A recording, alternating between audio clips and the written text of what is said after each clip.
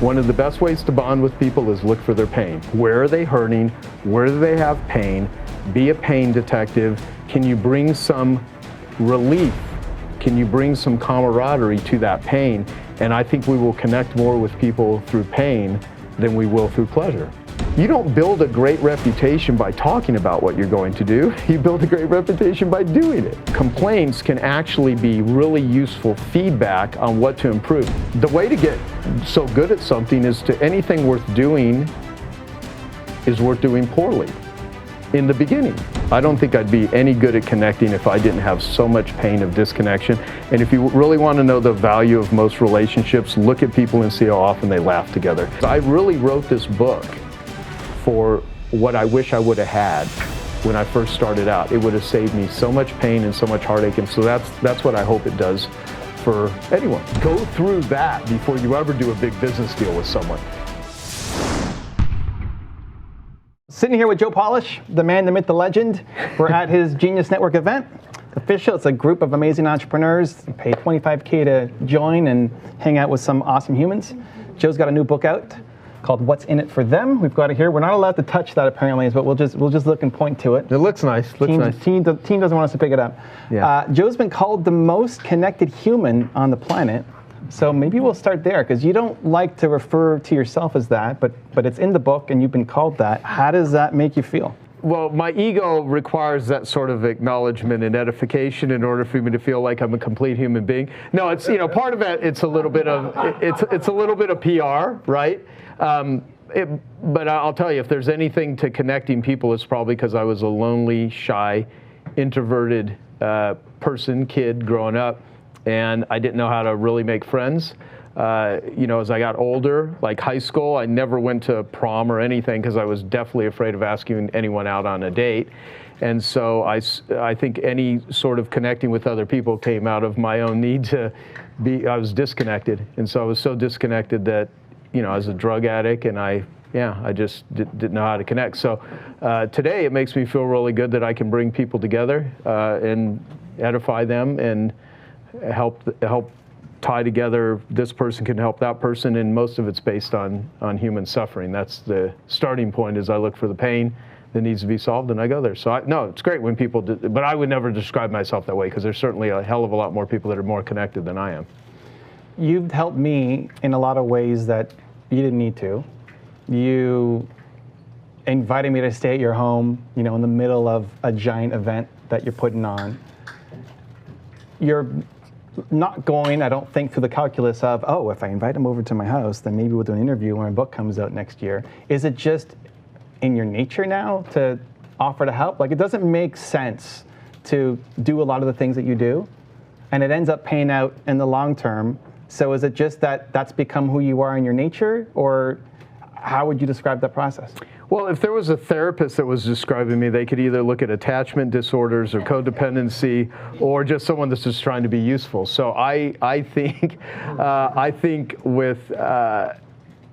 there's a karmic value in being a helpful, generous, grateful human as much as possible. And I don't look at usefulness like fine china, where you only got a limited supply. That doesn't mean you can't deplete yourself, because I certainly have cared more about other people's issues or things than they've even cared about themselves. But I think in a lot of ways I take that from recovery. I've spent many years in recovery, and there's many ways to approach a recovery of addiction. So when I say recovery, I was an addict and do still identify as an addict. And the reason I like that distinction is addiction to me is a solution to pain. And there's very similar connection, and addiction are very similar. Johann Hari has that line, the opposite of addiction is connection. And so with me, going to 12-step groups, as an example, I've actually stepped in rooms where there were other people there that believed in me more than I believed in myself. So hope in the right way heals. Hope used in the wrong way is actually very destructive. So hope is a very interesting sort of thing. And so, I go into things without agendas. I think for every, what I've learned over the years, though, And what's in it for them is really about is not just capabilities, but character. It's not just being helpful and useful for people, because if you do that, you're probably going to have a lot of friends. You know, because how to win friends and influence people, I even say that in the beginning of the book. If it was not for Dale Carnegie's book, I never would have written this book. That book is fantastic. Everyone should read How to Win Friends and Influence People. And I also felt that it needed an update because you can win the wrong friends and influence the wrong people. So it's like, how do you win the right friends and influence the right people so that your time, attention, money, effort, and energy is spent connecting with people that are worth connecting? Because if you don't value your time and your attention and your money and your effort and your energy and your talent and your usefulness, and you squander it on people that don't appreciate it, then you're not able to have that same energy to invest in someone that actually cares. So I do look at things as an investment. I certainly want to feel good out of it. I want people to like me. There's all of these human things, but I also think that the world consists of producers and parasites, and I want to produce more than I consume. And I want to help givers of the world be better protected and better boundaried givers, and I want to help people avoid takers. And so for me, I feel every time I'm helping someone without an agenda, it's kind of putting something in my karmic deposit. It's like it's a deposit of an investment. So that's why I look at it. And if I ever have a tinge of selfishness, or like I want something, or I feel like, oh, you know, I'm really doing this because I'm trying to position myself, and certainly I have all of those things. I mean, I want stuff. Everybody wants something. I mean, no one would be in this group if they didn't want anything. You don't pay $25,000 or $100,000 a year to come to Genius Network, then have to take the time to travel here and all the, if you don't want anything, you know, so we all want something. You know, right before lunch, I wanted to eat lunch. I was hungry. It says, when you show up with a want from someone, make sure that your give is bigger than your want. And so if you do that, people really appreciate you, because a lot of people show up with a want, but they have no give to give you. It's purely want. And so there's nothing wrong with wanting something. There's nothing wrong with pursuing opportunities, but there's a big difference between pursuing an opportunity versus being an opportunist. There's a different energy with someone that's just trying to, you just know that everything about it is kind of fake. And so I really do my best to not be in that world and to not have agendas. And at the same time, if there is an agenda, it's, you know, likability. It's, you know, hopefully it will nurture a relationship. I want to be connected. Humans are not designed to be solo creatures. Yeah. I mean, I was on an island once and they were telling me about a guy who actually lived on this island with his dog by himself for something like 10 years, and he eventually, sounds creepy as hell, but he ended up killing his dog and eating his dog. He went mad because humans are not designed to just be alone. You know, and that was like just a weird thing when I heard that. It's a great tangent. I didn't tell that story in there. Yeah. So we can insert a question into it so it sounds like there's some flow. No, it's good. I love it. Listen, so you're honestly one of the most kind and caring and giving people that I know, but also one of the most skeptical people that I know. And you look at the story of Andre Norman, who's in the house, and in the first 5 minutes of meeting him, you offer to pay for his expenses for the next 5 months of his life. Mm-hmm. How do you make the decisions for anybody who's trying to give and help and support? Do you just have a really good BS filter at this point? Like, what do you recommend for people so that they don't get taken advantage of? Well, look at every area where you've taken advantage of. And so Patrick Gentempo actually gave me a great framing of this, is like, red flags are easy to notice. We can all see red flags. It's the yellow flags that we often don't pay attention to. And so people are always putting out red and yellow flags, and others are putting out green flags. And so with the Andre thing, in the very beginning of my career, I had to get taken advantage of many times, and I had to deal with a lot of scoundrels in order to develop my spidey senses.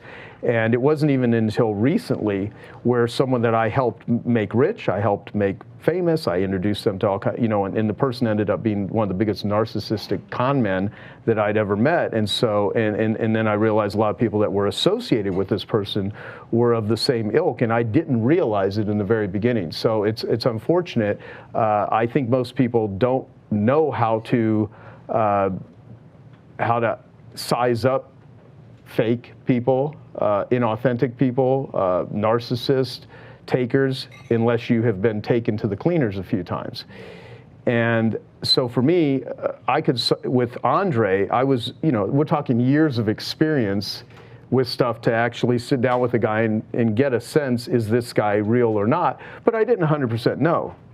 I didn't 100% know. And I also know that as humans, we sometimes, when we're doing well, we're caring, we're generous, we're giving, we're compassionate, we're empathetic, and other times we're self-centered, we're selfish, we're mean, we're cruel, we're disinterested, we're self-absorbed, and it just happens to be what's going on biochemically, if you have desperation in your life, if you have massive complexity, if you're super overwhelmed. So I now can size up many things very quickly, but I also still, it's really easy as a giver, if you are a giver, if you're genuinely a giver. The people that don't like me, my rationale and excuse is that they're all takers. So if I rub someone the wrong way, just take it. But in all seriousness, there is some truth to that, because I do try to call out behaviors of takers, and I'll get to that in a moment. With me, I just sit and think, okay, I don't say yes as quickly as I used to. I have the thing that makes me feel good in the moment, where I get a dopamine hit, is saying yes, but then it gives me an obligation. So I'm very careful to just offer help to someone multiple times if I don't see them exhibiting appreciation. And I like really reciprocal people. So my experience with you, super cool, reciprocal, helpful person. And from the very beginning, oftentimes in Genius Network, people will get annoyed that one person's getting more attention to another, and they think there's favorism, but what they don't see behind the scenes is what that person is actually doing to contribute to want to help. I've had other people that are teaching professional speakers how to speak. We have Joel Weldon, who's sitting here in the room today, and they don't see all of the volunteer work that it got without being asked for that Joel's going to do. Same with you. I mean, every meeting, like, what can I do to help? I mean, that's just who you are. And so I resonate with that because that's how I am, and so that's kind of how I think about it. And I will say, I say this in my book, and I try to give a roadmap for how to navigate it, is how to deal with people that try to intimidate you, how to set up boundaries as best you can, how to protect yourself from takers, because I want to better boundary, help people think about boundaries. And if you are a giver, you are going to be taken advantage of, and you already have, and it's going to happen again in the future. So how do you recover from it, and how do you keep using it to build up? Because what do? Say, no, I'm not going to give to the world anymore because this person took advantage of me. I mean, that's one way that some people try to protect themselves from it, but we're going to, don't go into a gunfight without a gun. So if you're going to play the game, make sure you know the players of the game, or don't play the game, because some games are just rough, and some people are sharks. It's funny, they have Shark Tank, in a lot of ways. It sounds kind of interesting, and there's a bit of a performance, because I know, a few of the sharks on Shark Tank are friends. And, the fact is, How to Swim with the Sharks Without Being Eaten Alive. My buddy Harvey McKay wrote that book many years ago. He's about to turn 90 years old. But oftentimes you don't need to go into a bloody shark-infested place in order to get what you want in life. But if you're going to take on big problems and big challenges, you're going to get the kicked out of you every once in a while. So let's avoid the unnecessary ones, because the game's hard enough as it is. People play games in life constantly, but it's not. It's like I want to meet someone that doesn't play games. Good luck. That planet does not exist. What people are really saying is, like, I don't want I want to meet people who don't play games. What they're really saying is I don't want to lose the game. Because if you're winning the game, you play games all day long. It's fun to play a game you love winning. So the question is, though, some relationships you will never win because they're not in it for you to ever win. They don't want you to win. They just want everything for themselves. So, yeah. You helped me so much that last year when you took a sabbatical, I took it personally. Not that I was angry at you, more that I don't want his business to fall apart while he's gone. It felt like it became my responsibility for whatever reason to make sure that whatever I could do to help. So showing up to every meeting and doing lunch YouTube sessions with people because of all the value that you created, and now you kind of codified the rules in the book for how people can do that. You talk about, okay, we know the red flags, but we can't find the yellow, or that's the hard part. So what are some of the yellow flags to pay attention to? Well, Chris Voss, who went through my elf versus half system, and he's writing about it in his new book. And it was so funny. Chris calls me one day. He's like, I want to write a chapter about elf versus half in my book. And his last book has sold nearly 3 million copies. And he's like, would that be okay if would that be okay? And I'm like, oh, no, that would really suck. I don't want any of that. I don't want any of that PR, Chris. That would be that. But when someone right out of the gate starts talking about how much money you're going to make together, or how they have, a lot of it's energy. I mean, it's not what someone says, it's the tone. Most conflict is not what someone says, it's the tone of voice behind it when they say it. So there is a temperament, there is a tone, there's a feeling. So some of the red flags are just how do you feel? One of the things I describe is be the type of person you want to answer the phone for. Mm-hmm. So if someone calls you or texts you or however they get a message to you, and your body is feeling like rejecting them before you even call it, there's an energy that you're like, but when someone that you're excited, where they call you like, I really like this person. So just simply looking at how do you feel in their presence. And my buddy Derek Sivers, this is mentioned earlier today during one of the talks, it's either a hell yes or a no. Some people are just hell yes. Their energy's hell yes, their enthusiasm. People that are, very much about positioning and posturing. I really look, my gauge of red flags, the easiest for me when it comes, there are many business relationships that I have with people that I don't really would want to be personal friends with them. And you don't often know that until you hang out with them for a period of time. And because everyone can be on their best behavior. Has anyone in the room ever did an interview with someone and the interview was awesome, and then once you hired them, they didn't match the interview at all, right? Their behavior didn't match what they promised. Or you bought something from a marketer who used really hypey marketing, and then once you bought it, it didn't live up to the hype at all. So how are people that are more powerful treat people that are less powerful to them? That's the biggest red flag to me. You go out to a restaurant, how do they treat the servers? If someone opens the door for them, do they say thank you? When it comes time for the bill, do they offer to pay? Even if you're going to pay it, do they even have the courtesy or the social intelligence to say, hey, let me get this, or hey, can I contribute? Or do they just expect you to pay for all of those things? Go through that before you ever do a big business deal with someone. Just simply see how do they treat their team. There are people that are super nice to me, but then they'll yell at my Steve. They'll be abusive. I cannot tell. I've probably fired, oh God, in the years I've been doing this, probably 40 people that were super cool to me, but abusive to my staff. And when I mean abusive, not like beating them up physically, but just being assholes, just being really rude. And so those are the biggest red flags to me, is not, because it's real easy for a narcissist to mirror empathy. Because that's the challenge with dealing with narcissistic people and sociopaths and psychopaths is that they, and that would encompass a good portion of the many famous self-help gurus, by the way. The ones that really need big Instagram followings and big social media followings, you can just see the narcissism everywhere if you know where to look. But they don't have to waste any energy caring about people. And so they can make a lot of money because, you can dance up on stage and act really goofy. Who gives a shit? You don't have any feelings. You don't care what anyone thinks about. You just care about crowd control. You care about, hurting all of these followers up and having, your own little messiah complex. And so when you can see that in other people, those are big red flags. I mean, do some background checks, and super charming people, super articulate, charming people can oftentimes be a red flag, You're talking about being an introvert, and I think people who may not know you would think, how is the most connected person on the planet, self-proclaimed or not, an introvert? And that's something that I struggled with a lot, as somebody who had no need to be famous and introverted.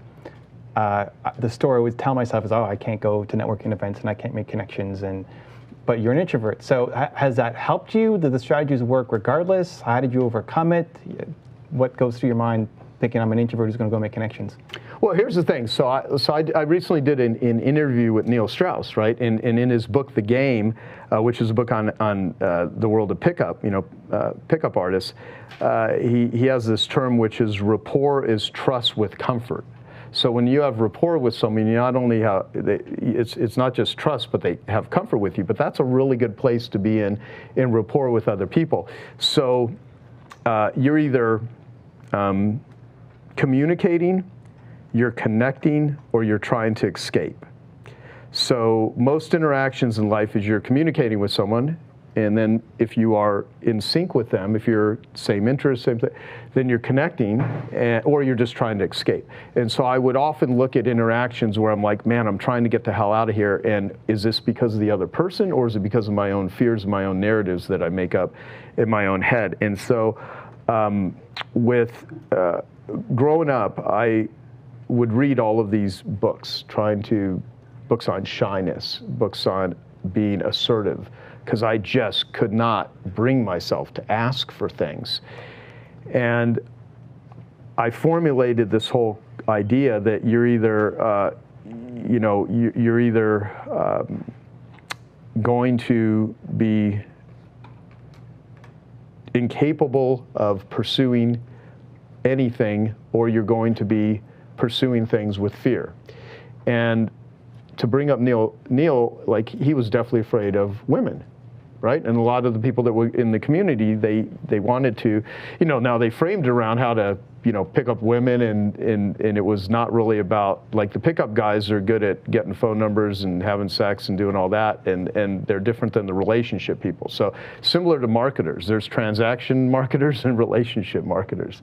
You're either in the transaction business or the transformation business. And so some of the best pickup guys, and gals, but mostly guys, they're not probably the best at developing long-term relationships. They're kind of like two different skill sets. So the things that will get you to one point may not get you to another. So there's different phases of it. So talking to someone, though, in the beginning, if you can't even approach somebody and you can't even talk with them and you can't even connect with them, then you're never going to get anywhere else with them. And so what I learned is that whatever I fear in my life controls me.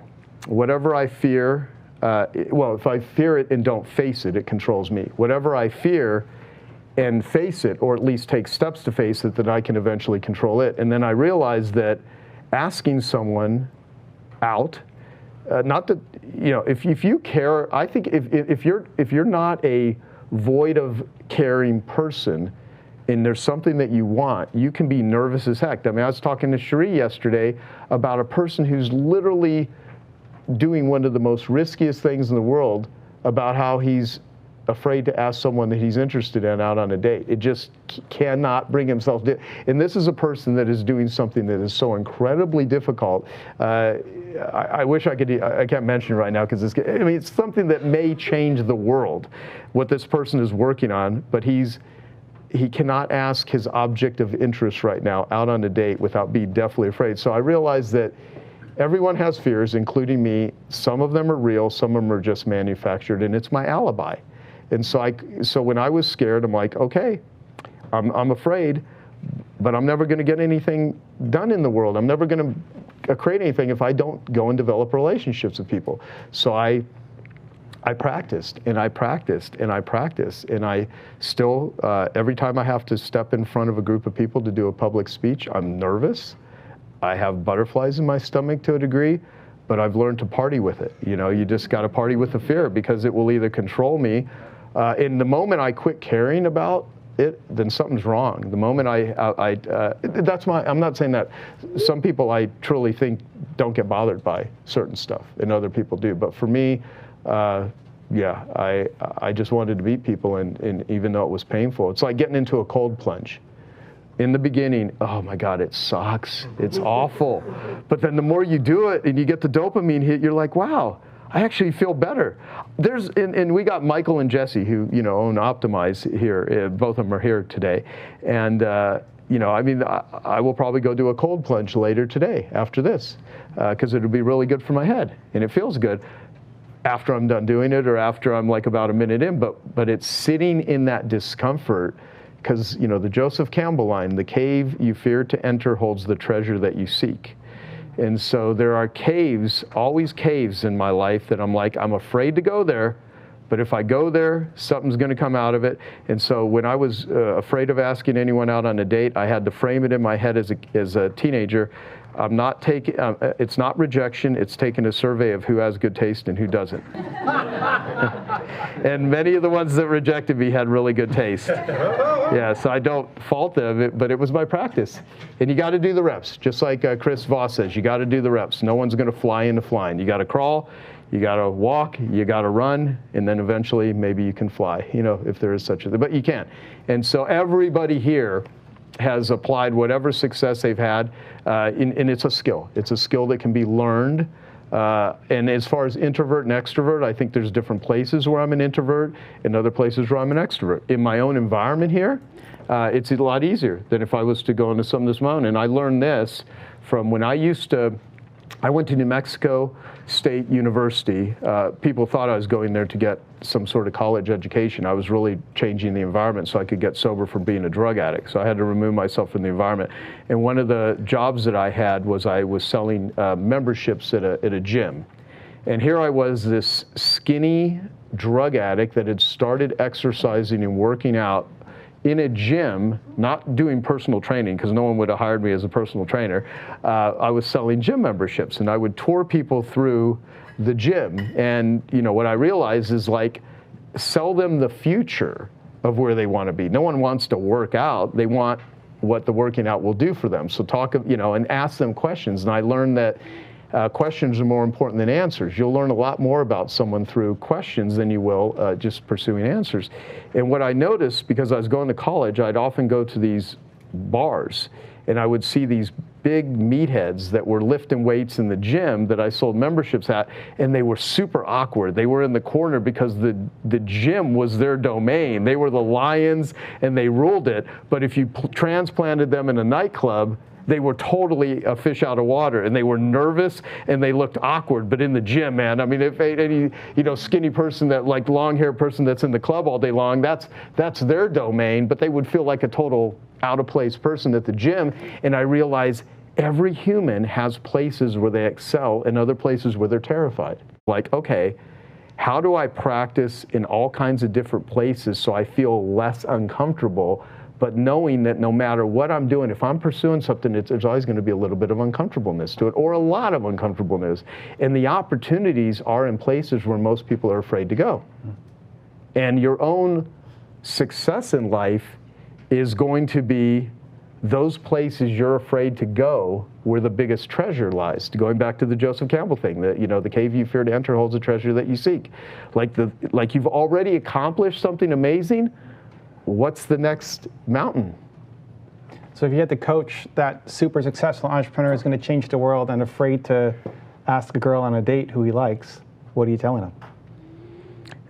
Well, I'll say, instead of me having to take credit for it, Wayne Gretzky said it best. You know, you miss 100% of the shots you don't take.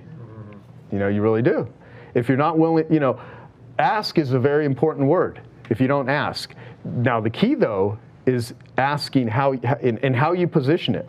I mean, in the beginning, until you size up a person, and I even have hesitancy saying this because evil people use it in evil ways.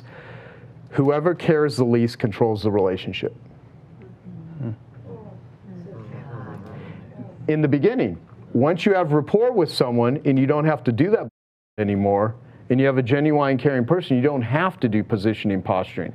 But if you never develop deep relationships, how many marketers out there with all their posturing games and all of that they play, they always live in that world because they've never gone deep enough with any relationship to where it's not about positioning posturing. And so they think every human in life needs to be a sales pitch, needs to be an NLP technique, because everything they do is shallow. So I would tell the person to go deep and to, be willing to do the reps and to ask.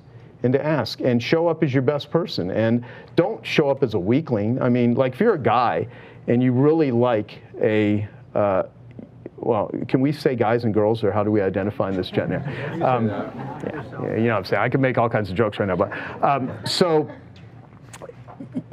if you want to drive someone away in the very beginning that you're really infatuated with, send them roses and flowers every day. Tell them how much you love them immediately. They'll want nothing to do with you. Right, because like in any woman here could know what that's like. Okay, it comes across as needy and desperation. So there are ways that you have, if you're scared, and I do go deeper in this and talk about this in the book on how to handle those feelings. What your future pacing? What are they going to think of me? And then what happens is you aren't even yourself because you're so projecting this narrative that you've made up in your own mind. Because so much of it is just a psychological interpretation, and you have to be willing to, the Theodore Roosevelt, the credit goes to the person that's in the arena, not the person that's observing it. I mean, if you think about, like, I'm not into sports. I had a sadistic little league coach that forced me to hold the baseball bat in a way that I could not hit the ball, and I was not yet the opinionated, smart-ass adult that I am now. Back then, I was just a shy, introverted kid, and he wasn't doing this to any of the kids there, and it was weird because it's like, why is this guy what did I ever do to this person? And it literally ruined my liking of sports. And then I quit the team. And I got picked on and beat up by all the other. It was like this total no-win situation, and it just reinforced this, and that drove me and even further into just fear and desperation and stuff. And I look at sports today, and and the interpretation of, well, it gives people something to rally around, but how many people? If you take like a football team or a baseball team or a soccer team, or you have, in some cases, professional sports, NASCAR, isn't that like the biggest sport in the United States, of all things? You have thousands, tens of thousands, maybe hundreds of thousands, oftentimes like a Super Bowl, millions of people observing the unique ability of the players. Or you see an actor or an actress or a performer, people are paying money to witness other people's unique ability. And what I took from it is like, well, I don't just want to watch the game, I want to be in the game.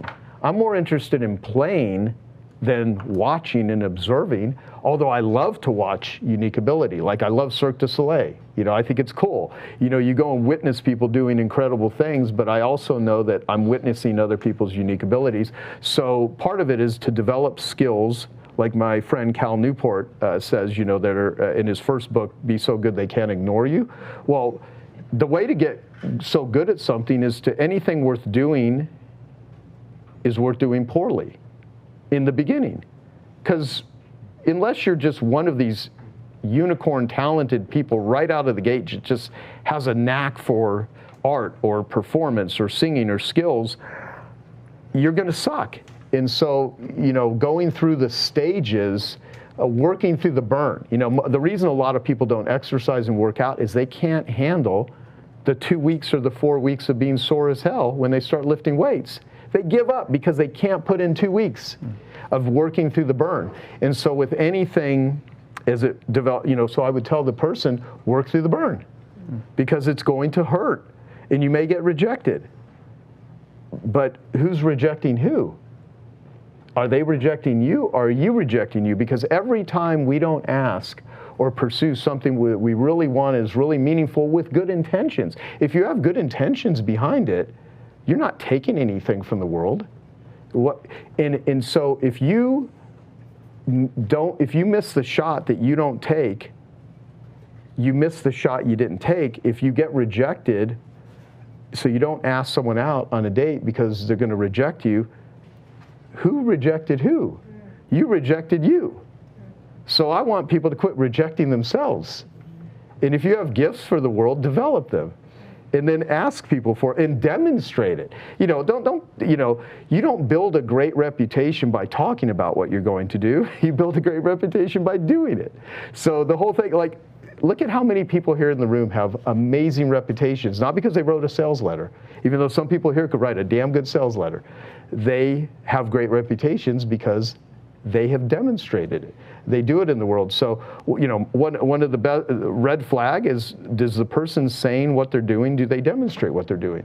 It's so easy today to find out reputationally, where someone is, talking to people. And there's nothing wrong. Like if someone's approaching you with a, business deal, there's nothing wrong with scoping them out. And then the importance of it, I would even go so far as hire private investigators to do background checks. And I'm not kidding on that.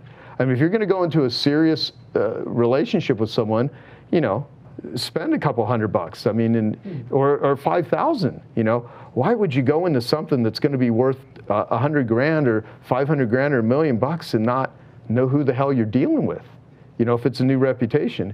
And rapport can happen sometimes pretty quickly, but trust takes a little bit more time. You have to spend time with someone. Not that it can't be established quickly. And that's the beauty of, Charles was earlier talking about joint ventures. Some of the beauties of joint ventures, taking this to a marketing type of example, is I originally taught carpet and upholstery cleaners how to, market themselves, because I was a carpenter and I did everything myself. I was a convert of my own system. So once I figured out things that worked for me, I would teach them to other people. And I would often tell, the carpet cleaners that to add in another $100,000 a year to your business might be finding, an interior designer, finding a carpet retailer, finding a house painter, finding a landscaper, finding a pest control company, finding an electrician, a real estate person, a dry cleaner of clothing that has already developed the relationships with groups of people that they can recommend your services to. So what you're doing, my friend Jay Abraham would call it host parasite.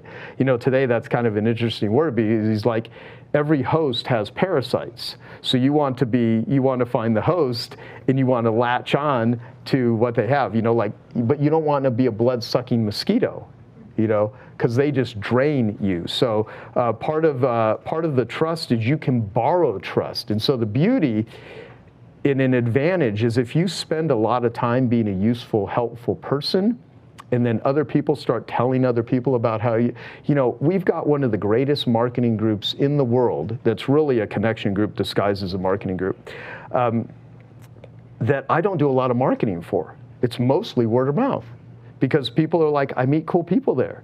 And, and so it's one thing from a business standpoint. If you do not have people saying glowing, wonderful things about what you do, your products, your services, your team, your company, and they're not giving you glowing testimonials, you need to really look at what you're doing. That should happen.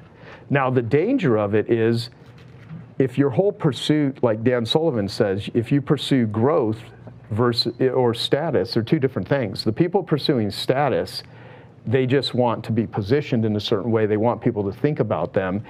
And you can have a lot of fake friends. You can buy a lot of likes. You can buy a lot of PR. You can, but the real legitimate stuff is when people are saying great things about you and when people you admire are saying great things about you. And I think it becomes a snowball. When you start doing stuff in the world and you have developed, so let's take some Cal Newport stuff. You develop a skill that is rare and valuable. His whole thing is don't pursue passions. Passions sound good in seminar speeches, but really pursue skills that are rare and valuable and then apply them in areas where they're needed and will produce results. And if you do that long enough, then you will get what he calls career capital. And then once you have career capital, you then have control over your life. And what happens is people give up too quickly before they're at the point to where they have career capital and they never have control in their life. And I don't care if you're running a company or if you're an employee. I mean, if you're an employee and you work in a company, find out, for one, what that company needs. What does like, I'm amazed that anyone in any company could be unhappy in a company if they're working for a generous, caring person. All they need to figure out is what the hell drives the person crazy and how to have less things drive them crazy. I write about this in the book. Gary Chapman, who wrote the 5 Love Languages, years ago, I was at an event and he was speaking. And right after he got off stage, I went and met him, not right backstage, but right around like an area, because he was going to go to another area. And I was talking with him, and he said to me, he goes, you know, if you want to find out what someone's love languages are, listen to what they complain about. And I was like, that's a very interesting thing. See, because most people pride, like, don't complain. You know, like in Dale Carnegie's book, it's like there's a chapter on never criticize, condemn, or complain. And I love to criticize, condemn, and complain. But I do it in joking ways, because to me, it's like blowing off steam by bitching in a certain way. Now, I have to be careful, though, because I can go into rants and just start whining about. However, complaints are really valuable. Like if a customer that complains, how many of you have ever bought something, product or service from a company, it sucked, you weren't happy with it, but you never said anything about it? You just said, never going to do business with them again. Yeah. Now, the reason why, sometimes it's just such a low purchase you don't care. Other times, you just knew that even if you said anything about it, it would be, you know, it would be deaf ears, right? And so, if a person takes the time to complain about something, they usually do it because they feel on some level the company is capable of doing something about it. And so complaints can actually be really useful feedback on what to improve. Now, criticism, though, a lot of people that attack you, and there is a lot of jealousy and a lot of envy, and that's the one thing I want to prepare people for too, because if you are very successful at what you do, you will have haters. Criticism, toxic criticism, where it's not just criticizing you or pointing something out, but it's really like attacking, that's usually self-hatred turned outward. So people that are the biggest critics, it's just their own self-hatred and they turn it outward by attacking other people. And to know the distinction with that. When someone complains, though, so if you work for a company and your boss is bitching about something all the time, like, just ask them, what drives you crazy? And if you can do anything, you will position yourself at the top of their attention. And so part of relationship building is positioning yourself at the top of someone else's agenda. And I think the best way to do that is not through manipulation and sales tactics, it's through usefulness and generosity and gratefulness. Because if someone really appreciates you, like, what is the economic definition of appreciation and depreciation, right? Like if you look at it from a balance sheet standpoint, things that go up in value and things that go down in value. I want to always be the person that things go up in value as much as I can. And if there's no, the best way to get good at selling in business where you're asking for money is to go sell in life where there's no money involved. Just see your ability to influence and persuade people by being super nice to a server or someone that's having a bad day, and just like, you know, if you can just add some sunshine. I mean, most people's lives have a lot of darkness in it. And, you know, to be the person, like you take Joel Weldon. You know, he has this whole thing. I still haven't fully adopted this, you know, make it a great day, because I still kind of have, you know, like, have a good day, have a great day. You know, that's easier for me to say than make it a great day. But Joel, he's like, make it a great day, because you have the control over this. Don't just leave it up to random choice, make it a great day. And you actually can, we have a lot of power. We are the CEO of our life, and we're either writing a love story, a drama, a romance, a tragedy, a comedy, and sometimes if you're a super ADD quick start, like most people in the room, you're doing all of those things by noon every day. You know, and so part of it is, what's the story? You know, what's the love story? And so, you know, practice on situations where it doesn't matter if you get rejected. And then when it does matter to you, and at the end of does any of it really matter all that much? So I often go into, you know, something my buddy Dave Kekich, who spent half his life in a wheelchair, would say. He goes, things are seldom as bleak as they seem when they're going wrong, or seldom as great as they seem when they're going well. Lighten up, you'll live longer. You know, there's a balance in all of this. Asking someone out on a date and them saying no in the moment may feel like, oh, God. I mean, I had to muster up all that courage and I still got rejected. But you know what? They may say yes. And then you can say, you know, can I ask you seriously, why'd you reject me? But tell me the truth, and I would really appreciate it. And see if and most of the time they'll lie anyway because they don't want to make you feel bad. But you'll often get one of those people. Because look, people lie. They just lie. They lie all the time. They lie with their freaking cars. They lie with their plastic surgery. They lie with their hair and their makeup and their shoes and their watches and all this other. Humans are just status-pursuing creatures doing weird stuff. And once you realize that we're just monkeys that drive cars, it makes all of this a lot more humorous and a lot more fun. And by the way, I like all the joking and the humor. Humor is a way to deal with the pain of life. I don't think I'd be any good at connecting if I didn't have so much pain of disconnection. And if you really want to know the value of most relationships, look at people and see how often they laugh together. If you're sitting with a couple and they're having dinner and they're just like miserable looks and they're not able to have fun. I mean, people that, and if you don't have a sense of humor, and I say this in the book, take an improv class, go to clown school. I mean, like seriously, learn how to be more funny. Go to comedy shows, I mean, you can watch online for free. Just like watch comedy shows and just punk people and mess with them. Like I have a great relationship with Jennifer Hootie. For one, we can jam on all kinds of creative, we're both quick start, crazy entrepreneurs. But she has such inappropriate humor, and we bond on it too. I mean, it's true. It's like I love that sort of stuff. And people that like get really uptight about certain stuff, and again, they have their own psychological issues to deal with too. But yeah, laughter brings relief. And so, all of this being said, one of the best ways to bond with people is look for their pain. Where are they hurting? Where do they have pain? Be a pain detective. Can you bring some relief? Can you bring some camaraderie to that pain? And I think we will connect more with people through pain than we will through pleasure. You talked about this group a couple times. So we're doing this at Genius Network. It's one of the pieces of advice in the book is to create your own Genius Network. Your shirt says Genius Network. My book says Genius Network. I'm still a marketer. I'm promoting. And if people have, $25,000, you're an entrepreneur, you want to change the world, you can join this Genius Network. For people who may not be at that level yet, how do we build, create, find their own Genius Network? They have to buy my book. They don't have. They don't. No, but seriously, they don't have to buy the book. If they don't want to give me a penny, they can go to joesfreebook.com and get my book for free. Life Gives to the Giver. And currently, we don't have some sort of like upsell funnel that puts them into buying a bunch. We don't give away a crappy book and then sell a bunch of other stuff through like clever marketing, because a lot of people give away free books and it's really a crappy book, but you're just going to get into their upsell funnel.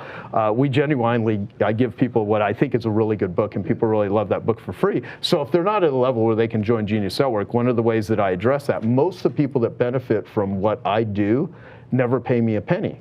They listen to my podcasts. I've had millions of downloads of podcasts. Thanks to you, we're building a really good YouTube following. I mean, man, I should have taken your advice 3 years ago when you were telling me stuff to do, but you're like amazing at doing stuff, and I really appreciate that. So I put a lot of stuff out into the world. In the book, though, the book actually walks people through how to build a Genius Network, because in order to have a Genius Network, which is a group of people that have skills and capabilities that can solve most problems in the world, especially business problems, you have to, in order to have a Genius Network, you have to be a Genius Networker, and you have to do Genius Networking. Like on the book, it says 9 Genius Networking principles to get what you want by helping others get what they want. So these are principles, and I wrote the book. There's not any piece of knowledge that I've ever put out into the world that I've spent more time on than this book. And it was a team effort. Like I originally was a guy named Hal, who helped me with the first version of the book, and then I decided to redo the whole thing. And then I worked with JR, who's been on my team working with me for over 12 years, and then Ryan, who helped me with the editing, and my whole team. And I acknowledge a whole boatload of people in the book, but I put all kinds of interviews. Every chapter has dominoes, because I think of the first domino. So I want to be a domino for people, and I want other people to be dominoes for other people.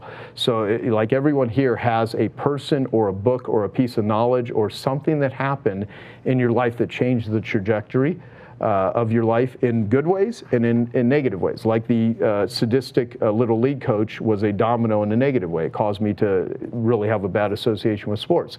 But there were many people that have been amazing dominoes. And the people that get my time, attention, money, effort, and energy are people that are dominoes to me that help me make my boat go faster. I teach that story in there about the 2000 British rowing team.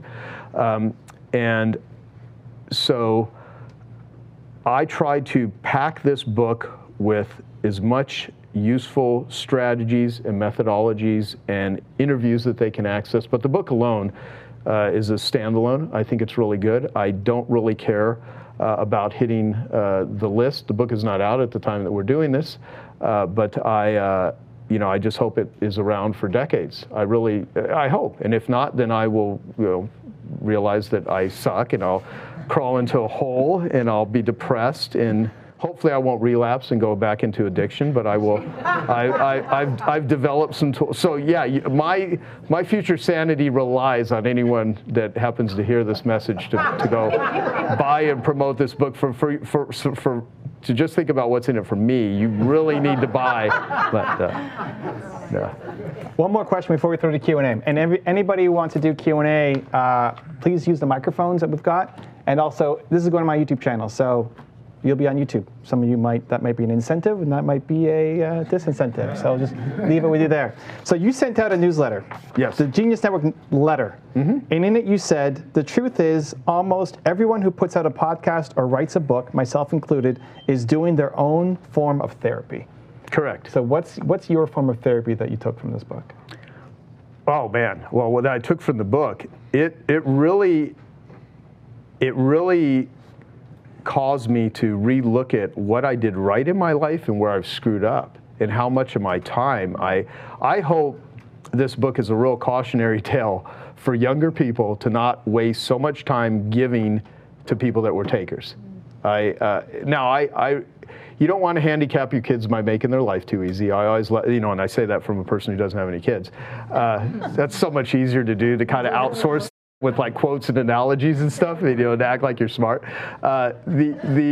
Everyone's going to have to go through their own journey, and I think pain is a great messenger. I really hope though that people can learn from the giants, and this book I credit every person that I can think of for things that I've learned in the book. And when you have to write a book, I didn't realize how hard recording your own audiobook actually is. Riffing like this is easy. Talking in front of a group of 5,000 people is easier than recording the audiobook. So I spent 3 days in the studio. So I went through this book 6 different times, line by line. I put so much work into writing this book with help from other people. And going through my life and my childhood and the atmospheric conditions. I mentioned Dr. Don Wood in the book, and he's sitting here in the room, which is great, so thank you for that contribution. And you just have to evaluate your life. And I think anyone doing a podcast, anyone going up on stage, anyone like doing this stuff, I say this jokingly and seriously, there's low self-esteem and low self-worth for me. And I want people to like me. I hope people like my ideas. I hope it's inspiring. And at the same time, if I don't do this, what am I left with? Because having an insight or an awareness but not putting it out into the world seems like a real waste. And so everyone here has a book. Everyone here has the ability to influence someone. And I'm curious to see when I put the book out into the wild and we start getting some negative reviews, what those are going to be and how it's going to impact me, or if I'll even give a crap. But I'm just happy that I was able to go back over my whole life, and what I came away with is the importance of First Dominoes, the importance of protecting my time, and how much of my time I wasted giving to takers. I wasn't aware of it until I had to document it, until I had to, I was completely oblivious to it. And now I'm on a mission to really help givers not be taken in by takers. And I want Genius Network, my real Genius Network. I teach people to have a Genius Network is anyone could develop a Genius Network in some area of life, a connection network with a group of people to help you with whatever it is you're trying to do. The Genius Network here is I want some of the most amazing industry transforming entrepreneurs that are also givers to come together and be most helpful to each other. And we try to smoke out, narcissists and things like that. And there are narcissists that join this group. I mean, how could you not? I mean, it's filled with givers, man. Givers are like targets for narcissists. They're just looking for them. I mean, they really are. I mean, those of you that identify yourself as a giver, if you really know that you're, they can, man, there are predators out there that are looking for people that are useful so that they can plug their, they can plug into your electrical field, and that's fine, because, you're an energy vessel. We're all energy vessels.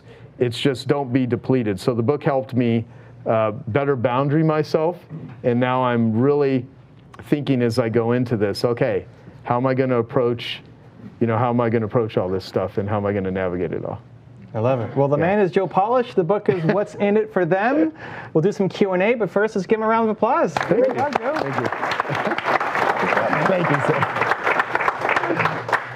Well, I've known you for like 11 or 12 years, and I've been around hundreds and hundreds of people who know you.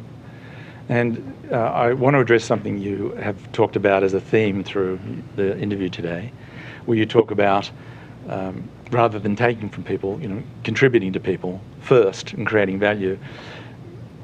There's an aspect of that where I think it's very easy for people to misunderstand that giving as a strategy compared to giving because you're coming from a place of generosity and gratefulness. And one of the things that I've seen about you is that you give without strategy. And that I know many, many, many people that have talked consistently about how your generosity is given without any expectation of anything coming back to you. And so I just wanted to ask if you had anything to say about drawing that distinction between giving as a strategy, which is more about, rather than a real connection, a deal connection, as compared to giving because you have something to contribute, and the love of contributing and the experience that you get from contributing. And the karmic aspect of that is that in return, as a result of the trust that people establish in you, they want to be connected and they want to engage with you and do business with you. Thank you for the question. There was a guy named Ralph Bloss who owned a company called Steamway, which was selling chemicals and equipment and truck mount carpet cleaning machines to carpet cleaners. And when I had long hair and a ponytail, and I was this young guy, running ads that I'm going to teach you how to build and grow your carpet cleaning business. And I was selling really good stuff, but I had a pretty hard edge because I was constantly being attacked. I was young, and there were people that were twice my age, and I go into this industry and just completely disrupt it because I was teaching them direct response marketing, and no one was an expert in direct response marketing in the carpet cleaning industry. And Ralph Bloss was the first guy that ever started recommending that his distributors have me come and speak and teach to all of their, cleaners. And he was really encouraging, and he just wanted to do it because he was like this guy that just helped. He just wanted to help like his customers and help his clients, and he was just wonderful, salt of the earth people, right?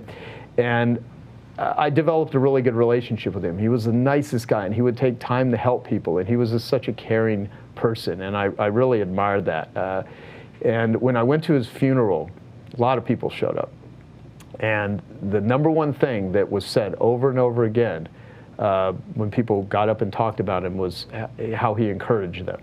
When he was just, and I was like, that's what I hope to do in my life. I just hope to encourage enough people as I can. And if I come at it from a taker sort of place or give to get sort of place, or just giving as a strategy where there's, at this point, I remember, one of the founders of Beachbody, Jonathan Cognan, I did an interview with him years ago, and at the time I think he was 47 years old. And it's funny because today I'm 54 years old right now, and I said, how do you stay in good physical shape, running a business and doing all the stuff you're doing, and you're getting up there in age? And I said this to him when I was not as old as he was, and he goes, it's kind of my business now. I'm kind of incongruent if I don't do it. So I'm sort of in a position where people expect me to, it kind of makes me behave myself a little bit, maybe, I don't know.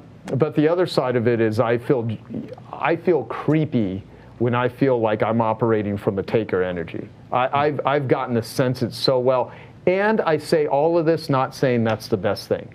There are certain situations where you just, the situation demands that you be mercenary and you go and do what you need to do. I mean, if it's a life or death situation, if it's a war situation, you may have to throw feelings to the sideline and just, save your kid or save your life or do what needs to be done. I hope that those situations are only infrequent so that one can operate. But I'm really pursuing, I want to really connect with people. I don't want to connect with people. There's connecting where you connect by conning people, and then there's connecting when you're genuinely connecting. And I don't like the connector energy. And you take people that are, I won't mention some of them because we know them, that are on Instagram and stuff, and they'll talk about being authentic, and they'll do these, superly nice edited videos, and they have all the right quotes and the tone of voice and the peaceful monk-like energy and all that.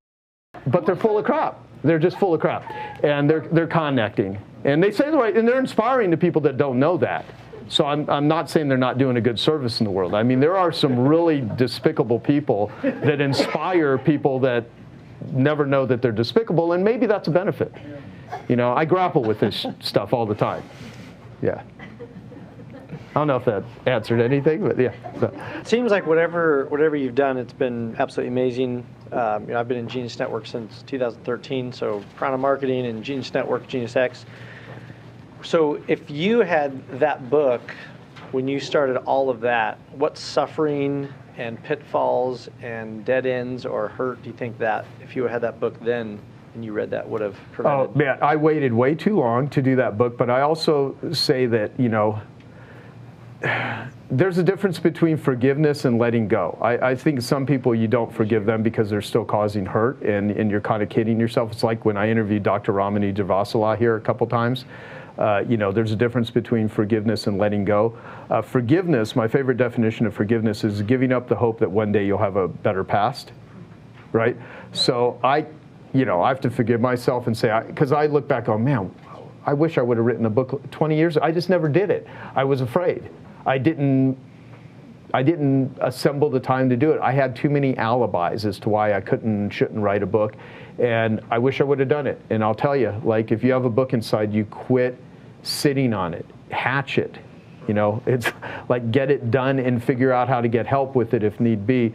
It would have been really beneficial. I think it would have helped me a lot, and it was my own journey. I used to beat myself up all the time for things that I haven't done, and I realized that, this is just my journey. I'm doing the best I can in my current level of consciousness. So everything that I do, and I do say this as a joke and a bit of seriousness, is I hope I look back at this conversation 10 years from today and say, I can't believe I said that stupid stuff. I hope I evolve and I'm okay with the fact that I will put myself out there. I will speak my opinions, and some of them may be wrong. Some of them may be just stupid, and that's okay. And humans do stupid things. And then there are, I can only see the world in my current level of consciousness.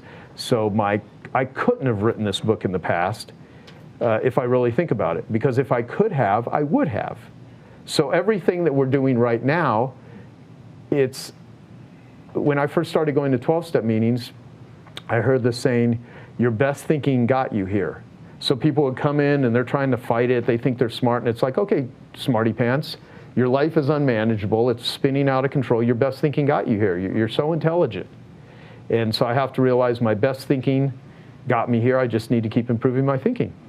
And but if I would have been able to do that in the past, man, I wish I would have had this book, 20 years ago, because I really wrote this book for what I wish I would have had when I first started out. It would have saved me so much pain and so much heartache, and so that's what I hope it does for anyone. And to start, it doesn't matter how old someone is. I think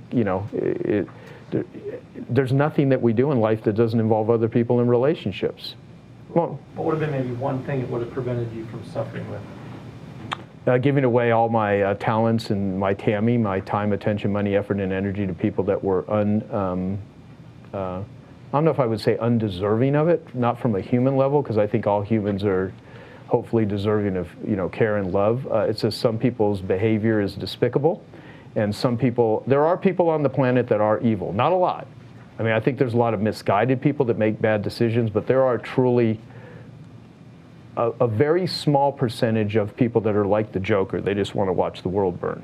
And a lot of them are in control in the world right now in very high places and very powerful positions. So, and there's people that are influenced by them, and they become mini versions of those people. And if I would have had the book early on, I would have avoided those people, and I would have been less gullible and susceptible to being sold into hypey things and believing people just because they happen to be able to trigger my desires. I don't know if Nick Peterson is floating around here somewhere, but marketers have a very unique way of being able to stop time in the moment and make people feel inadequate. Like you're not old enough, you're not young enough, you're not thin enough, you're not rich enough, you're not this enough or that. You got hemorrhoids, you got acne, you got too much hair in your body, your skin is wrinkled. Like every type of marketing message is about how inadequate you are as a person. And it's just like, man, you can believe that bull. And it's just like, everyone's running around terrified. Everyone's running around hoping people like them, that they look okay. And as we get older, as we get whatever, there's all kinds of, society has this way of framing, beauty and desirability, and marketers know how to go right into those desires and twist them and tweak them and stuff like that. And if I would have been more aware of that, I wouldn't have been taken in so much by it. Yeah. This is great. I love your capacity to give and how you've tapped into, it's really the joy of life. And I feel like with all the struggle right now, with a lot of people that are really just trying to get through, it's hard to think about helping others when you're stuck and trying to just get out of your own way. So what's one thing that you think that people like that should start with to get to what's in it for them, to switch over their mind? God, as much as one, if you're in a really, and I'll say this not like you, but I'm just saying in general, people, if you're in a really hurting place, like even suicidal, I think one of the best ways to get out of that is, for one, change environments, right? Get off the couch, get out of bed, move, even if you have to drag yourself through quicksand in order to do it. I mean, muster whatever level of willpower you can. But Ned Hollowell, my friend who's the ADD, ADHD psychiatrist, he has a 3-step worry plan, which is, get the facts, have a plan. Like if you're, do I have cancer? Well, find out, do you have cancer? So, get the facts, and have a plan. And the other one is don't worry alone. So, we oftentimes, silent battles are the hardest battles to fight. And so what I've learned from addiction recovery is I've never met a true addict that ever recovered in isolation. They have to do it through connection. They have to do it through other people. And if you think your life sucks, I wrote something called How to Have a Great Day, according to me. Not me, but Joe Polish is what it was called, How to Have a Great Day, according to Joe Polish. And this was when I was more of an egotistical smartass back in the early days of marketing. And not that that's changed, I just learned how to protect it more. Yeah, so, one of the things I listed like 20 things that you can do on how to have a great day, which is eat breakfast, have healthy food, exercise, move, meditate, read something inspiring, write a letter to yourself and mail it to yourself. So 3 or 4 days later, you get this letter in the mail giving yourself a pep talk. If you have no one else to give you a pep talk, all these things. But then I said at the end, P.S. If none of this works for you, go volunteer at a children's hospital, an animal shelter, a homeless shelter, recovery clinic, because helping other people, if you think, that's the weirdest thing about recovery, is like you can't keep it if you don't give it away. So a lot of people look like, oh, you're just this really nice, sweet person because you do all this stuff with addicts and recovery. And yeah, I mean, it makes an impact. I know it does. I mean, it helps. But I also do it for myself, because I have this brain that can go really dark. And if I don't do this sort of stuff, I might go in that, I don't know, it's biochemical, I don't know what it is. But a lot of this is self-preservation. It's not just like some philanthropic angel here. That's not it. It's like I benefit from giving to people as much as they benefit from whatever I give. So to me, it's just a lifestyle. It's a way of being for me. I don't want to say everyone else should be this way. Some people seem to do very well by being selfish pricks. But I just don't like those people. And I think karmically, I think life gives to the giver and takes from the taker. I think there will be a point in time when, if you spend your life leaving scorched earth, I think it catches up with you. And so I think if you're really down and out and really hurting, move, because the issues are in the tissues. And any really good trained trauma person will tell you that. And when you're stuck, the way to get unstuck is to move, is to breathe, is to get into the body, and try to find that flow state. That flow state, whatever that is for people, where you just feel that real connection, is where nirvana, is where bliss, is where the best parts of life live. Most of the time we're not going to be there, but if we can just get small slices of it here and there, it can dramatically improve your ability to be helpful and not fall into ruts. Great conversation, Evan. Great questions. Joe, thanks for sharing all this with us. I think it's what attracted me to Genius. I used to believe in coincidences, and then just through lots of giving, amazing things started to happen, right? Just like, you're like, how did I end up on a private island with these cool people?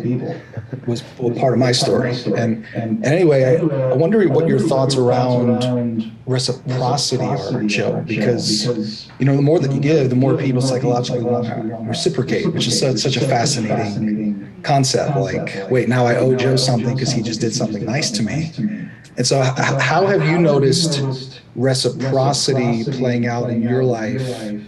As I mean, I'm sure that's a core element of the book and of sort of your motto on living. But can you speak to reciprocity and how that's, what your perspective around reciprocity has been? Yeah. Well, first off, I love the idea of reciprocity. I first learned a lot about it through Dr. Robert Cialdini, who I've known now for 3 decades. And it's funny, he read my entire book, gave me a really great testimonial. And one thing also I have to mention, most books have testimonials from people that have never read the book. And one of the things that I did with this book, because it would go against what I teach in the book about what I consider integrity and ethics, is if someone wants to give a character testimonial, or if they're familiar with someone's content and they can write a testimonial about that, great. I think it's inauthentic, though, to write a testimonial about a book that you have not read.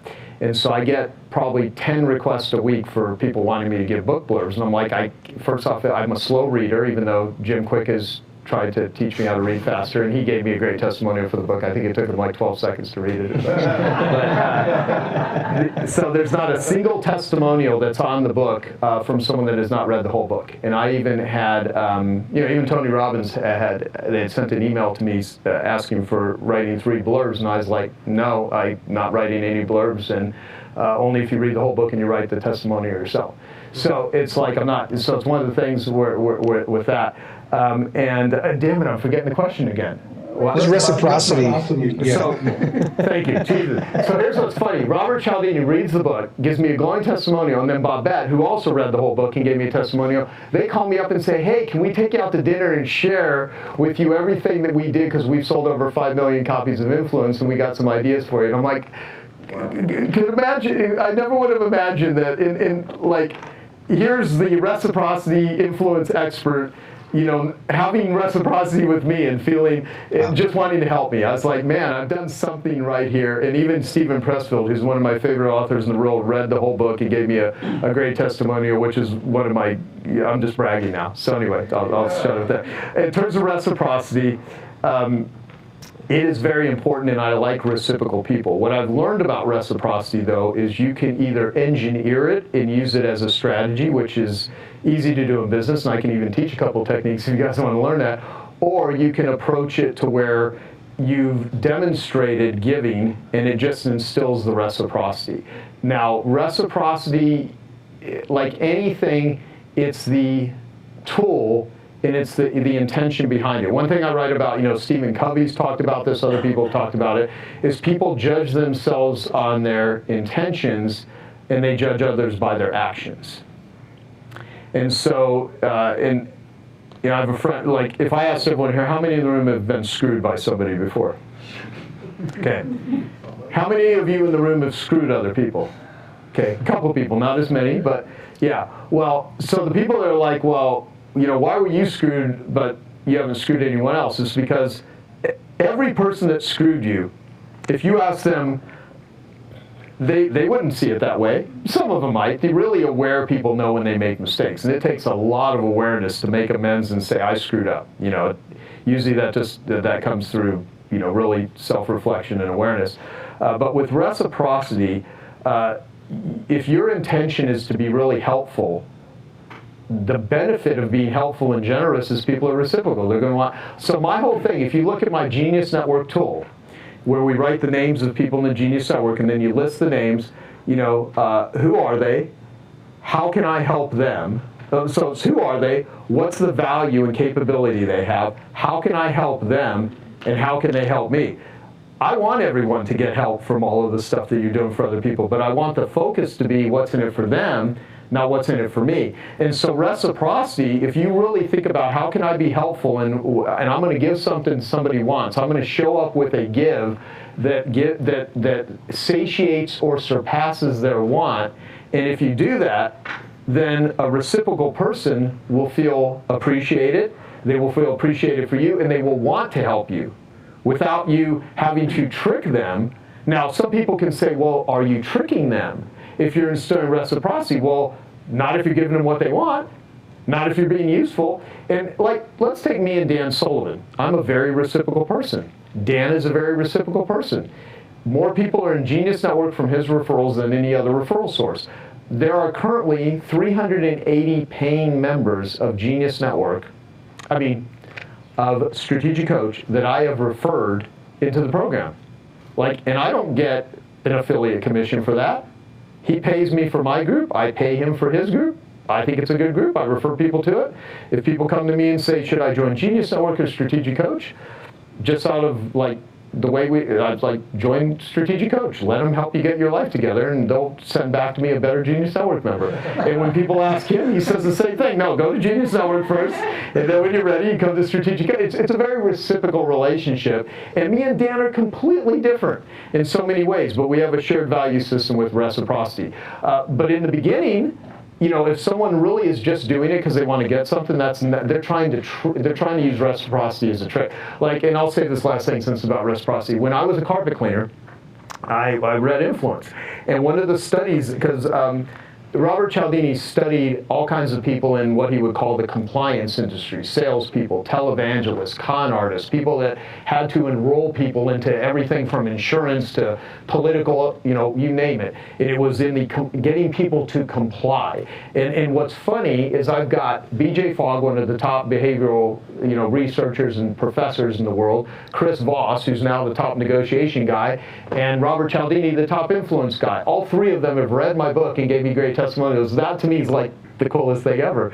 And they're so much smarter in all these areas. And so when I first read Influence by Robert Cialdini, and all of you can use this, by the way, what I'm about to share, it's, because I know this whole thing's been talking about me. He had, before 9/11 and stuff in airports were way more free with what people could do. And so there were Hare Krishners that would ask for donations, and they would wear the robes, the maroon and I guess what, like yellow, orange, what, and they would ask for donations, and people, you know, obviously became aware of that, and so they would avoid them. And so then they realized, well, if they just wear normal clothes and have a woman do it, it was less confrontational or threatening than a man, and they would have these little flowers. And so they would take these little flowers, and someone would be walking through the airport, and they would literally go, it's usually a woman would go up to the guys, I'd like to give you a gift. And, you know, they're dressed normal. They have a basket of flowers, and they want to give a gift. And they would put the gift and say, let me give you that flower. And then the person would, you know, usually not say no, no, no, and they would say, well, thank you, and they say, would you like to make a donation? And what they found is that 9 out of 10 people would reach into their pocket, pull out $1 or $2 for a gift that they didn't even want, and give them money, because it was harder to say, I didn't want this, and you're using this to trick me right now, and give it back. So what the people would do is then they'd walk away, and when they were out of view of the person, the woman that had given them the flower, they would throw the flower in the trash, and they'd go onto their gate, to their plane. And then about every hour or so, they would go to the trash can, get all the flowers, and do it all over again. And they would get donations until, like, everyone was hip to that sort of trick. And this was decades ago now, right? This was probably like 40 years ago. And so I was like thinking, okay, if you could get if reciprocity works by giving something to somebody for something they don't even want, imagine how well it would work if you actually gave something to somebody that they did want. And I'm like, and you used it in an ethical way, because that was conning people. That was a bullshit way that was engineered reciprocity, which is a term from J. Abraham. And so I started giving away a free room of carpet cleaning. No cost or obligation of any kind. Let me try this. And I ended up not only making more money giving away a free room of carpet cleaning and doing what I called a carpet audit, which was different than a quote or an estimate, because everyone was giving quotes and giving estimates. And I realized that everything marketing-wise is unique packaging and positioning. It's how you bundle it, it's how you package it, it's how you offer it, it's how you communicate it. And so when I started doing that, and then I started teaching other carpet cleaners, so literally hundreds of millions of dollars of carpet cleaning have been sold for higher prices by using my free room of carpet cleaning method and the most thorough cleaning ever, it's free, and all this other stuff I did in the cleaning industry years ago. And I used reciprocity in that way, but I did it with people that actually wanted it, not people that I was bribing. But you can use reciprocity in very evil ways, and people do it. They even, I mean, even with the vaccine, they were offering kids like ice cream and lollipops to go get a vaccine.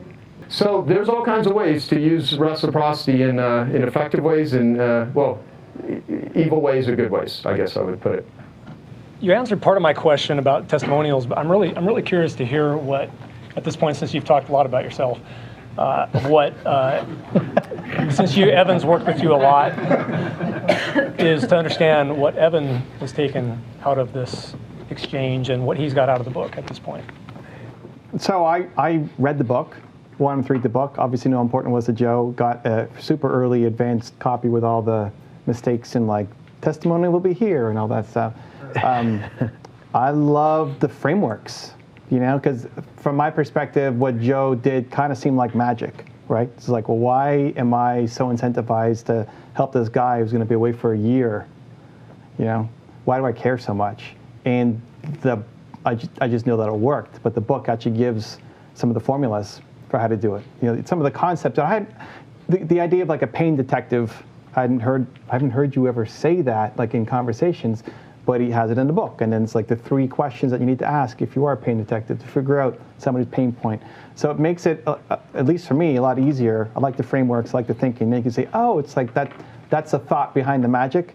So if you're trying to, at least for me, to build my network up better and be a better networker and communicator, I found a lot of the tools super helpful, and just tried to bring some of my next level questions here. So hopefully it was valuable for you guys too. I've been teaching leadership for the last 12 years, so I've come across so many different kind of personalities, and especially when you're running an event, there's people who are in service and they're giving. Mm-hmm. And I notice people who are giving out of significance, like they want to be seen giving, but they're also wanting some aspect of their life and business to grow, and it's kind of like stopped. And then there's other people that the giving seems so effortless. And it seems like things are always flowing in their life. But for the people who you notice that are giving out of significance, it's like, I did this, and I did this, and I did this for this person.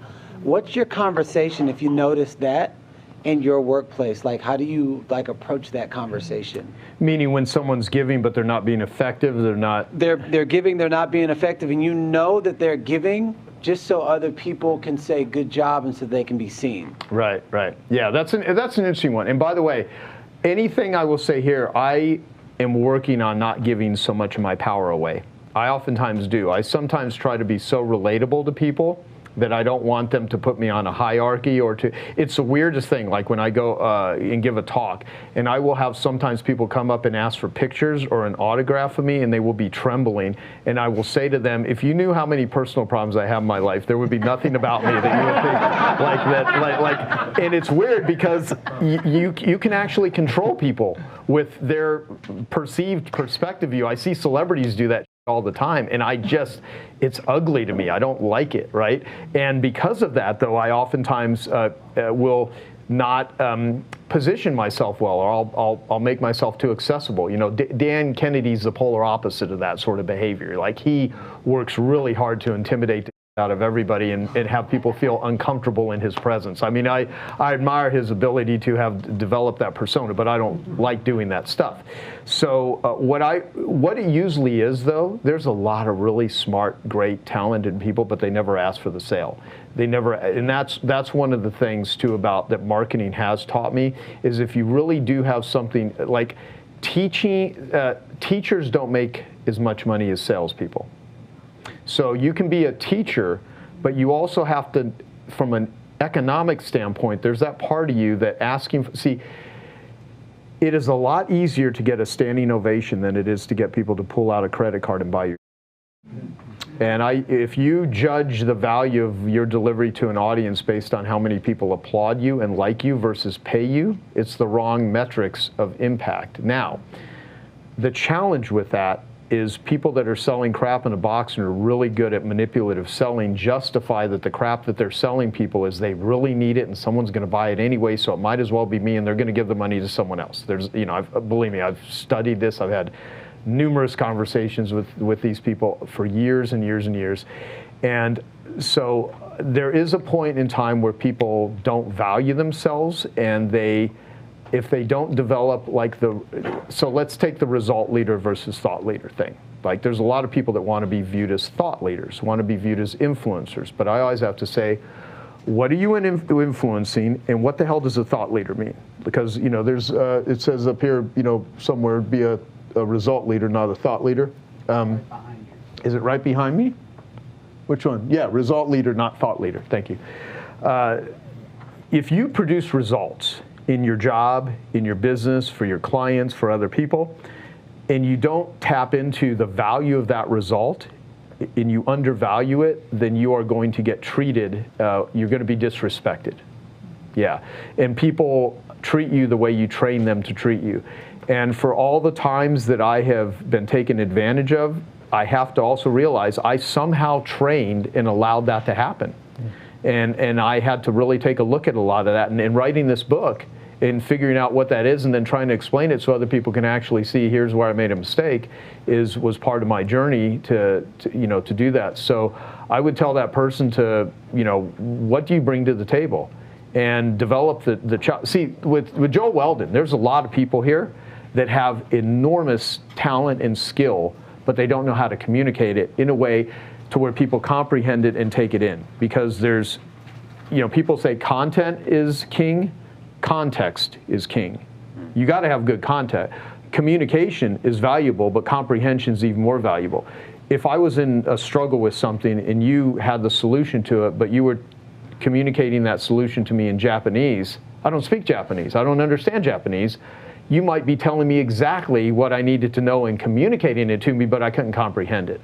So part of it is people they haven't comprehended to themselves what they actually bring to the table, and they undervalue themselves. And that's where I think this book will be helpful. That's where books like Winning Through Intimidation by Robert Ringer would be really valuable. That's an amazing book, and it wasn't a book teaching people how to intimidate other people. It was a book that teaches people how to protect yourself against people that want to intimidate you. And so I write about that in this book, is like, beware of people that are trying to intimidate you and how they position you. So positioning is really valuable and really helpful. And oftentimes, it's like Robert Cialdini's book, Influence.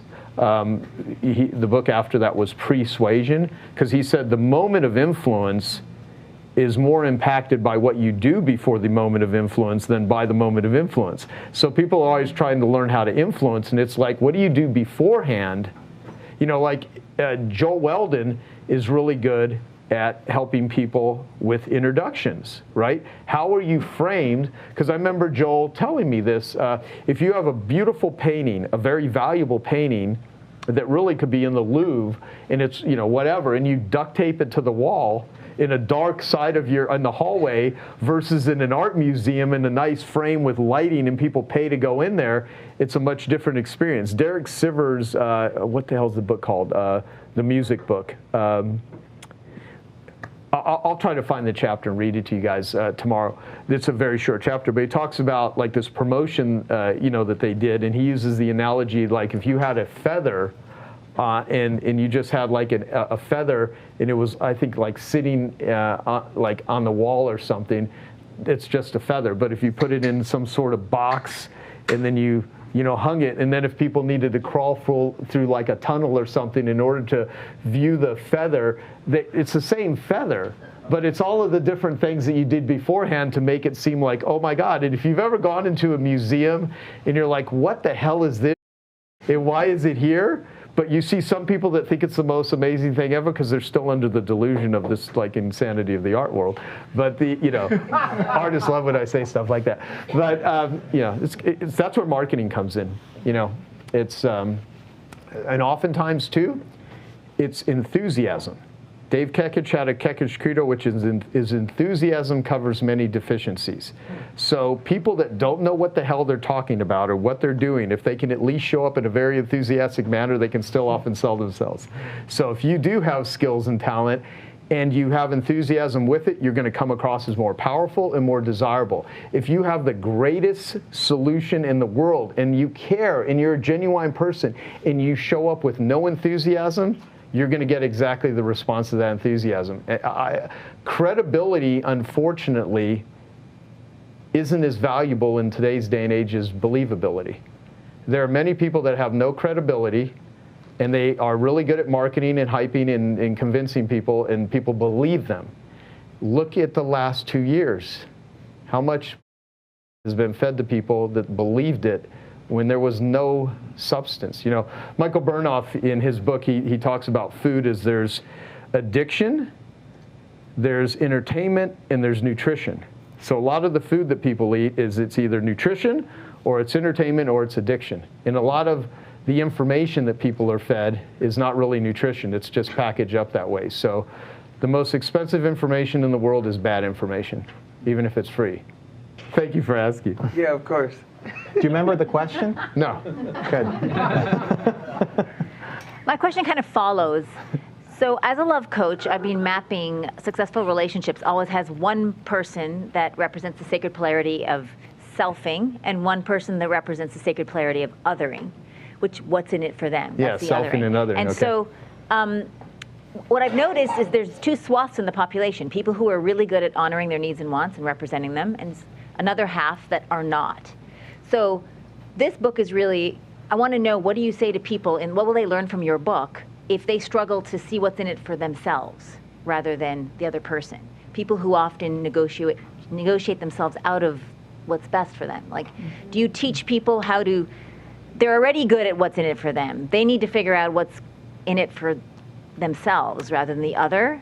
Because that's really important, and I know you're good at that. Okay, so you're saying if they're in a situation where they're just giving, but they're not compulsively and without considering their own needs and wants, and that's an affliction, the martyr, codependent empath, doormat game. Yeah.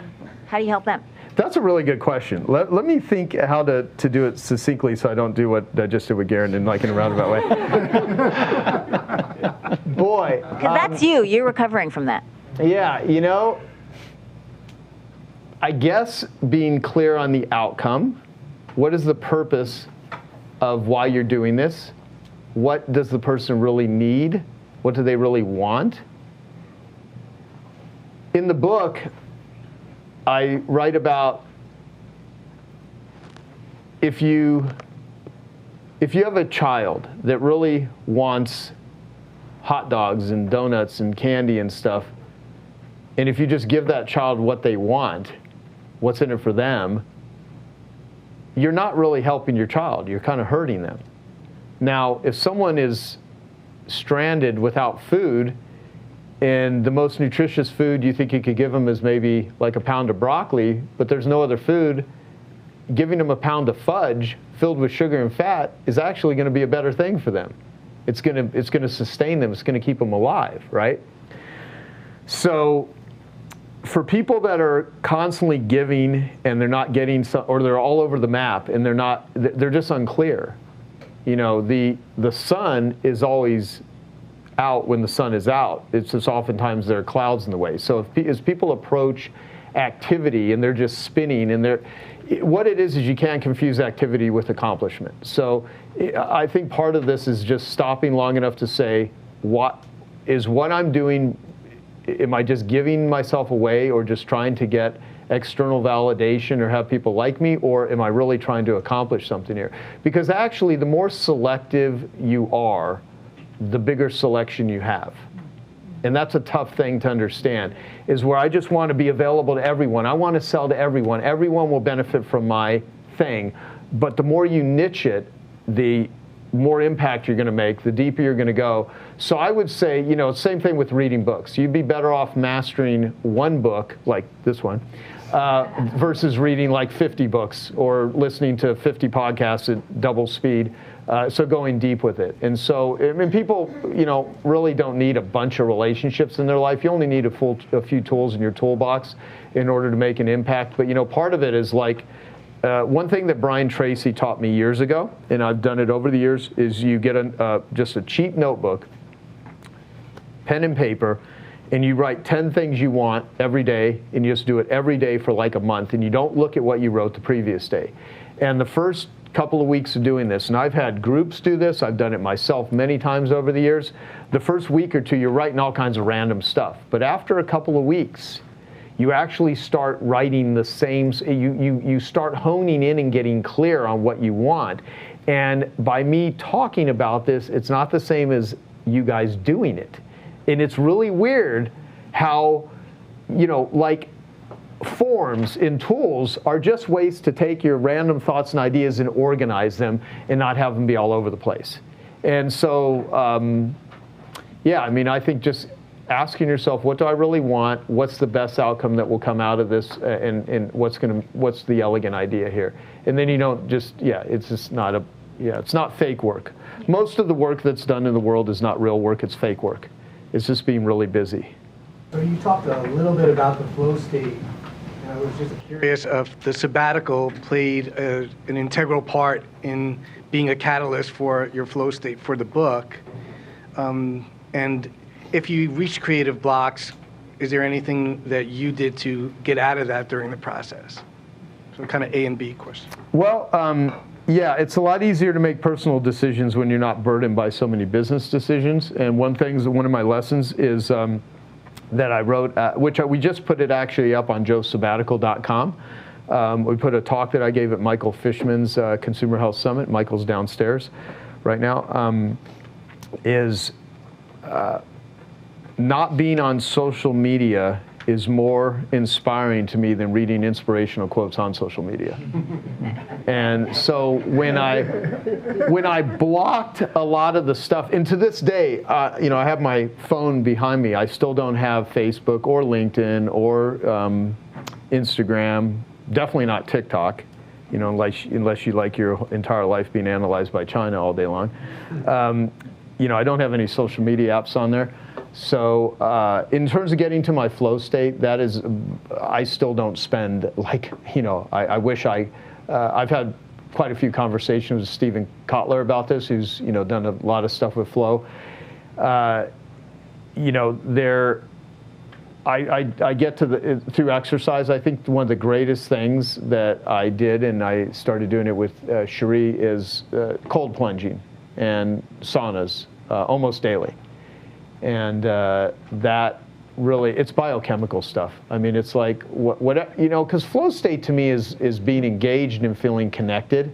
And I think I get into a flow state in business when I'm just talking about ideas with people and when I'm helping people. When I really feel if I can help someone with some sort of issue that I know is a caring person and there'll be some benefit, I just feel really good about that. And I have to balance that with making money, because you can give yourself away. It was just like the question Annie was asking, oftentimes, that's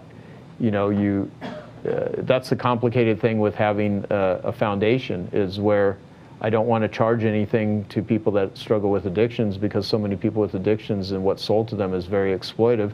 And then on the other end of the spectrum, I want to deal with players with money that are really high-level people that join, my programs and stuff. And just addiction is very similar to a flow state. It's just an artificial one. Because when you're in the bubble and you're acting out with work or sex or gambling or anger or status addiction, performance addiction, where you're just trying to, and that could be exercise, it could be any sort of performance, and then you have, you feel like you're in a flow state, but it's a mirage. It's fake. And so the real flow states come usually through real, like the endorphin high that someone gets from extreme exercise. The reason why porn is so heavily addictive is sexual activity is very few things that can jump you to that level of endorphins, like unless you want to go run a minimum of 2 miles, and all of a sudden it's too painful. So it's real easy to look at the internet and get these rushes. So but taking time away from all of the work, you don't realize how much you put up with until you walk away from it for a while. And I didn't realize how capable my team was to keep a company going, including, think about this business, like what an egotistical sort of business like a mastermind group is, right? Like, master, I don't even think of this as a mastermind group anymore. I mean, we definitely do masterminding in here, but it's more of a connection network. And, where you have a business that is my business based around me running it and being able to step away from it. But I had to get to that place where, even if it crashed and didn't work, I was okay with that. I got offered $200,000 to do a 1-hour podcast during my sabbatical that I turned down, but I went and spoke for free at the Salvation Army to 80 men and women that were in a 6-month treatment program, and I felt way more psychologically better. That put me in a bigger flow state than if I would have taken the money and violated, what I had said to myself, about that. So, but if you've never read even the original book by Mihaly Csikszentmihalyi, The Flow, The Psychology of Achievement, he died a few years ago. That guy was definitely onto something, and that is still an amazing book about flow. And when I was a drug addict, the only thing that helped me get into a flow state other than drugs was doing ceramics. And the dummy that I am, I never picked it back up. I've only done ceramics a few times, so that's one of the things that's on my list, like going, yep, I need to start throwing pots again. Because when I was in with the clay, and there's I threw. Yeah, there's something about it, yeah. It's different than chopping up, coke with a snort and stuff. That's different sort of pottery, but it's like, yeah. That was a bad answer to that question. Thank you. Number one, thank you so much for writing the book. Thank you. I want to turn around and go back at shining the light on forgiveness. I've been a giver all my life. I just was born like that. I have, I didn't work at it. I was just like that. And I've been taken to the cleaners a lot of times. And the hardest time was about 11 years ago, because the person that took advantage of me, I wanted him as a business partner. He was a client. And anyways, I ended up losing a lot of money, but I didn't care about the money. I cared about the emotional affliction that he created in my heart. And it took me 3 years to forgive him. And thank God my lawyer told me, instead of pursuing a lawsuit, he told me, use that money and that effort to get better clients. And that's what I did at the end. But after that, I did the biggest mistake in my life, which is closing my heart, right? And I will never take those 3 years back. So I finally was able to forgive, and then I opened my heart again, and I was a giver again. So my question to you is, how do you actually accelerate the process of forgiveness when you get taken to the cleaners? Wow. Okay. There's the politically correct answer of like, do therapy and all that, which is helpful, right? And hang around givers and remove takers from your life, and definitely breathe, meditate, reflect, learn. The things that Maria talked about earlier today, I think would be a good process. There's quite a few people here in the group that would probably be better capable of answering the forgiveness thing than me, because I tend to hold grudges when people really kind of screw me over it. Meaning it, not that I want to go out and hurt them or whatever, even though I could think about that in my brain. Like I ruminate. Like one of my biggest challenges with addiction is not the, I'll explain this through the field of addiction. So the addiction cycle is preoccupation, where you're thinking about it. Then there's ritualization. Let me do it this way. So there's preoccupation, there's ritualization, where you have rituals around the behavior, the drugs, the things you do. Then there's the compulsive act, where you're actually drinking, drugging, sex, gambling, work, gaming, escapism, whatever it is. And then once you have the compulsive act, then you go into despair. And when you're in a state of despair, shame and guilt sets in. And then when you're in shame and guilt, the way to get out of despair is to start the whole damn cycle over again. So fixating and closing your heart with anger and rage when someone has screwed you over, the thing that really hurts the most is that not only closing yourself off, but the preoccupation, where you're reliving it. It's like the trauma bond, right? Where you're reliving the trauma, and then getting in that. So to break that cycle, I don't think you do it alone. I think you need a way to process. The trauma is not the thing that happened or the hurt. It's what happens after and how you actually process it. And so. Therapy and oftentimes and unfortunately there's only a handful of places you can legally do it in the United States, is like plant medicine journeys and stuff. MDMA guided therapy, psilocybin, things like that. Those are actually quite useful tools to use for trauma that with the right person. And that's the key, because there's a lot of dangerous people that are out there calling themselves shaman that are, putting themselves in. So, I mean, this is not to be taken lightly. I mean, you have to really do your research, and I'm happy to point people in that direction if they want to know. But the Hoffman process, anyone that really, specializes in, my friend Dr. Ramani, there's some ways, and part of it is to get away from the things that hurt you. The people that hurt you. But I'll tell you, though, I mean, like you said, when you opened your heart back up, I mean, the toughest shells hide the tenderest meat, And oftentimes, it's the most, some of the most compassionate people I've ever met are people that have been, look at Andre Norman. I mean, a guy used to stab people, and he's running #3 gang leader. Now he's like a big teddy bear. Now he's capable of hurting someone physically. Like, he could hurt someone if he needed to, because he's got years of experience doing that. But also look at what all of the pain did if it's transmuted in a good way. So, if you don't ever process, my father, unfortunately, when my mother died, he never recovered. He was tormented the rest of his life, and he lived a life of mostly depression, angst, and pain. And it's really sad because he didn't have the tools, and I think he did the best. Of course, he did the best he could. That's all people can do. Even when even the people that hurt us, in a lot of ways, their punishment is their own existence. When people screw you over, their punishment is what they did, and the other is their atmospheric conditions somehow caused them to think that hurting and betraying someone was a smart thing to do, and it's sad. So on one hand, I feel sorry and empathy for them. But other times, that's no reason to minimize the pain that you're feeling, but I think definitely, and here's the thing too, that's the beauty of making money.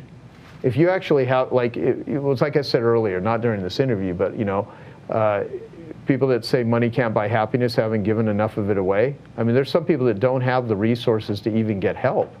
But there are therapists out, and you know what, it takes cojones to walk into a therapist's office or a group and say, I'm feeling really screwed up. I'm a really bright, capable business person over here, and I lead people. And people look up to me, and I don't know how to love someone.